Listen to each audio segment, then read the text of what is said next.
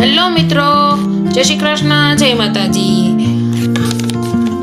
દેવી ભાગવત દ્વિતીય અધ્યાય સૃષ્ટિનું મહારહસ્ય આપ સૌનું સ્વાગત છે ભક્તિ ચેનલ પર। આજે આપણે દેવી ભાગવત મહાપુરાણના દ્વિતીય અધ્યાયનો વિસ્તૃત ભાવાર્થ જાણીશું।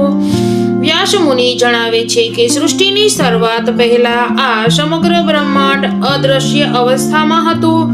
ન દિવસ હતો, ન રાત હતી, ન દિશાઓ હતી। તે સમયે માત્ર એક જ પરમ તત્વ હતું, આદિ પરાશક્તિ માતા ભવાની। તેઓ સ્વયં પ્રકાશ સ્વરૂપે વિરાજમાન હતા।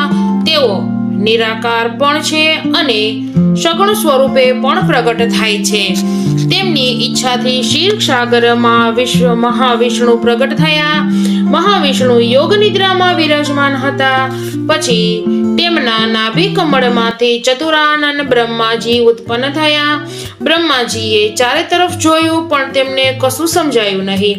હું કોણ છું એ સમજાયું નહીં ને આકાશવાણી સંભળાઈ, તપ કરો। પછી બ્રહ્માજીએ દીર્ઘકાળ સુધી તપ કર્યું। તેમના તપથી પ્રસન્ન થઈ આદિ શક્તિ માતા પ્રગટ થયા।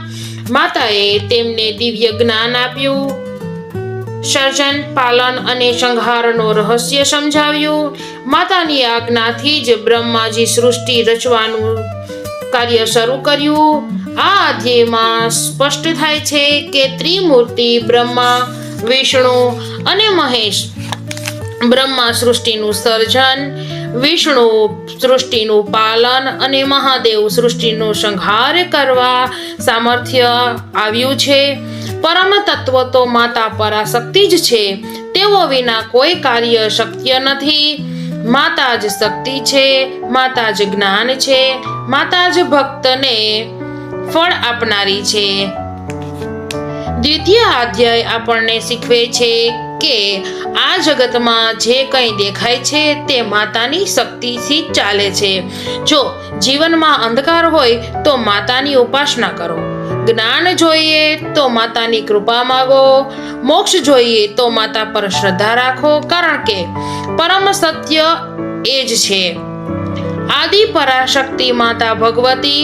જો તમને દેવી ભાગવતની આ કથા ગમી હોય તો વિડીયો લાઈક કરો અને આવી જ દિવ્ય કથાઓ માટે ચેનલને સબસ્ક્રાઇબ કરો। જય માતાજી। જો ભક્તો તમને મારી કથા ગમતી હોય તો આગળ જેમ બને એમ વધારો, જેથી કરીને ઘરે ઘરે દિવ્ય દેવી ભાગવતની કથા પહોંચે। જય શ્રી કૃષ્ણ, જય માતાજી।